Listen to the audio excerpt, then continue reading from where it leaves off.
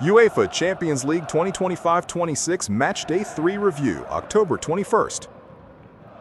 Barcelona delivered a dominant performance in their 2025-26 UEFA Champions League 2025-26 Group Stage Matchday 3 tie, trouncing Olympiacos 6-1 at the Estadi Olympic Luis Companys. Fermín López opened the scoring in the 7th minute and added a second shortly before halftime in the 38th minute, before completing his hat-trick in the 76th minute. Lamine Yamal converted a penalty in the 68th to make it 3-1, and Marcus Rashford knotted in 2 further goals in the 74th and 79th minutes. For Olympiacos, Ayoub El Kaibi scored from the penalty spot in the 54th minute. The visitors were reduced to 10 men when Santiago Gise received a second yellow card and was sent off in the 57th minute. Paris Saint-Germain produced a stunning attacking display to thrash Bayer Leverkusen 7-2 in their UEFA Champions League Group Stage Matchday 3 encounter at the Bayer Arena in Leverkusen. Spanish referee Jesus Gil Manzano officiated the match. The visitors struck first in the 7th minute through defender Willian Pacho, who opened the scoring with a close-range finish.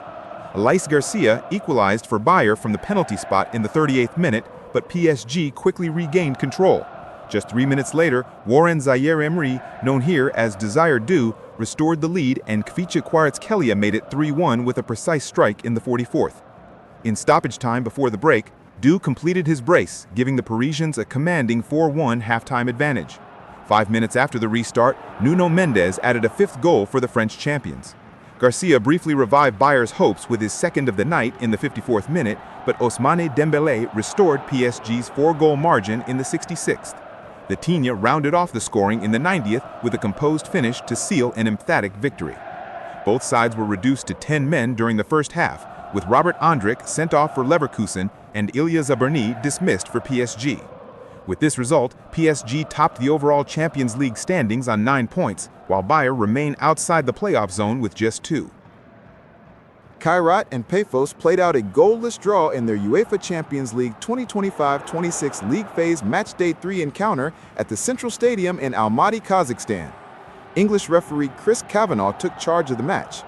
Despite enjoying a numerical advantage for nearly the entire game, Kairat were unable to claim their first win of the league stage. Pafos were reduced to 10 men as early as the 5th minute when João Correa was shown a straight red card for a reckless high challenge that caught an opponent in the face near midfield. Kairat pressed hard throughout but lacked precision in the final third, while Pafos defended resolutely to secure a valuable away point. In the next round on November 5th, Kairat will face Inter Milan, while Pafos take on Villarreal as the Champions League phase reaches its midpoint. PSV Eindhoven secured an impressive 6-2 victory over Napoli in their UEFA Champions League 2025-26 League Phase Matchday 3 clash at the Philippsstadion in Eindhoven. The match was officiated by Daniel Siebert of Germany. Napoli opened the scoring in the 31st minute through Scott McTominay, giving the visitors an early lead. PSV quickly responded with an own goal by Alessandro Bongiorno in the 35th minute, bringing the score level. Just before halftime, Ismail Saiberi put PSV ahead in the 44th minute.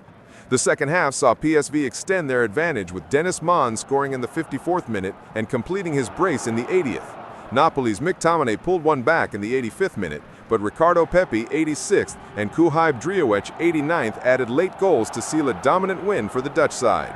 Napoli were reduced to 10 men in the 76th minute after Lorenzo Luca received a straight red card for a serious foul.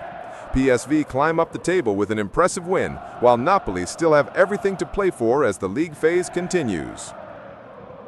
Union Saint-Gilloise fell to Inter Milan 0-4 in their UEFA Champions League 2025-26 League Phase Matchday 3 encounter at Lotto Park in Brussels. Swedish referee Glenn Nyberg officiated the match. The visitors opened the scoring in the 41st minute when right-back Denzel Dumfries put Inter ahead. Lautaro Martinez doubled the lead in stoppage time of the first half, 45+1, giving the Italian side control heading into the break. In the second half, midfielder Hakan Çalhanoğlu extended the advantage to 3-0 by converting a penalty in the 53rd minute. Forward Francesco Esposito completed the scoring in the 76th minute with a composed finish, sealing a comprehensive victory for Inter.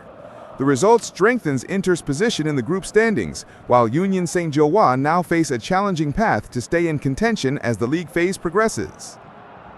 Newcastle United secured a convincing 3-0 victory over Benfica in their UEFA Champions League 2025-26 League Phase Matchday 3 clash at St. James Park. Polish referee Szymon Marciniak officiated the match. The hosts opened the scoring in the 32nd minute through forward Anthony Gordon, who later also assisted in one of the goals, finishing the match with a 1+1 contribution.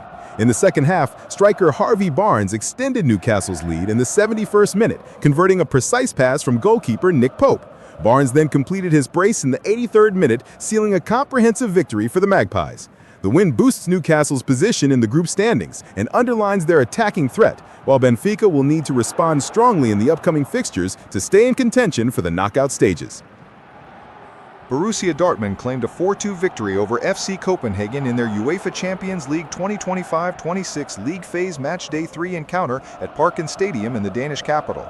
The visitors took the lead in the 20th minute through Felix Nmecha, but an own goal from defender Waldemar Anton brought Copenhagen level in the 33rd. Dortmund regained control after the break as Rami Ben Sebaini converted a penalty in the 61st minute to make it 2-1. Nmecha struck again in the 76th minute, completing his brace before Fabio Silva added a fourth in the 87th minute. Copenhagen managed to pull one back in stoppage time through Mikael Dattesson, but it was too late to spark a comeback. In the previous round, Copenhagen had suffered a 0-2 defeat to Karabag, while Dortmund had thrashed Athletic Bilbao 4-1. Looking ahead, Jakob Niestrup's men will face Tottenham Hotspur on November 4th, while Niko Kovac's side meet Manchester City a day later. Manchester City secured a 2-0 victory over Villarreal in their UEFA Champions League 2025-26 League Phase Matchday 3 encounter at Estadio de Ceramica in Villarreal. The match was officiated by Serdar Gozubuyuk.